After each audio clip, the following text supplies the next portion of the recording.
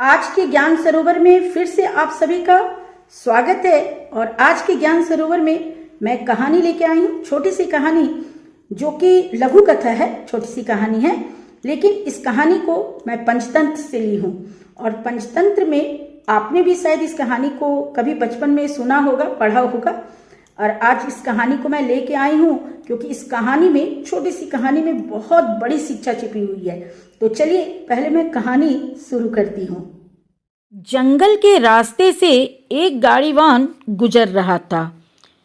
उसकी गाड़ी में ढेरों बोरियां भरी थीं, जिसे 2 बैल खींच रहे थे। एक स्थान पर दलदल थी। बारिश बहुत ज़्यादा हुई थी, जिसके कारण काफ़ी दलदल हो चुका था वो जगह। तो गाड़ीवान को दिखाई नहीं दिया वो दलदल। फलस्वरूप उसकी गाड़ी का एक पहिया उस कीचड़ के दलदल में फंस गया। गाड़ीवान पहिया निकालने के लिए बैलों पर चाबुक बरसाने लगा।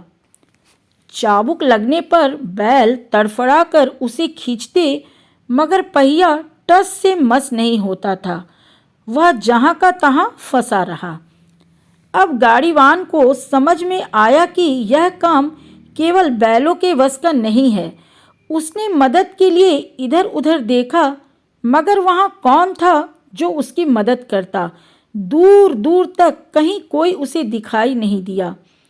आखिरकार वह गाड़ी से उतरकर वन देवता को पुकारने लगा, हे वन देवता, मेरी मदद करो, मेरी गाड़ी दलदल से निकलवा दो, मैं तुम्हारे नाम का प्रसाद बांटूंगा। वन देवता ने गाड़ीवान की पुकार सुन ली। वे फौरन प्रकट हुए और बोले, क्या बात है, क्यों पुकार रहे हो हमें? गाड़ीवान उठकर खड़ा हो गया और हाथ जोड़कर बोला, प्रभु मेरी मदद करो, मेरी गाड़ी बाहर निकलवा दो, आपके नाम का प्रसाद चढ़ाऊंगा। देवता हंसकर बोले, अरे नादान, तू दूसरों की शक्ति के भरोसे बैठा है, इसलिए परेशान है। अरे भाई, बैलों के साथ साथ तू खुद भी पहियों पर जोर लगा, फिर देख गाड़ी निकलती है या नहीं। गाड़ीवान ने वैसा ही किया जैसा कि वन देवता ने उसे कहा।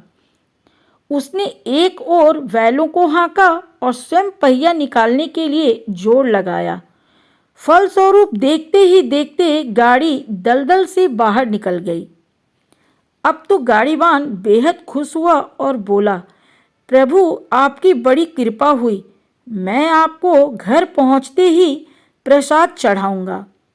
नहीं भाई, मुझे प्रसाद की आवश्यकता नहीं है, वन देवता ने कहा, ना ही मैंने तुम्हारी कोई सहायता की है। सच पूछो तो तुमने अपनी सहायता स्वयं की है। मैं उन लोगों पर प्रसन्न रहता हूँ जो अपनी सहायता स्वयं करते हैं।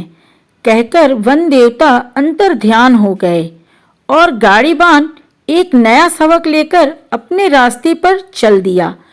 तो इस कहानी से हमें जो बहुत बड़ी शिक्षा मिलती है वो ये है कि कभी भी हमें दूसरों के भरोसे पर नहीं बैठे रहना चाहिए। अगर हम किसी भी समस्या में फंस जाते हैं या कोई भी हमारे सामने कोई भी समस्या अचानक से आ जाती है, तो सबसे पहले हमें स्वयं प्रयास करना चाहिए।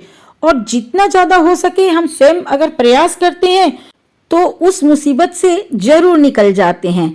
इसलिए किसी भी कठिनाई में फंसिए तो पहले अपनी सहायता आप कीजिए।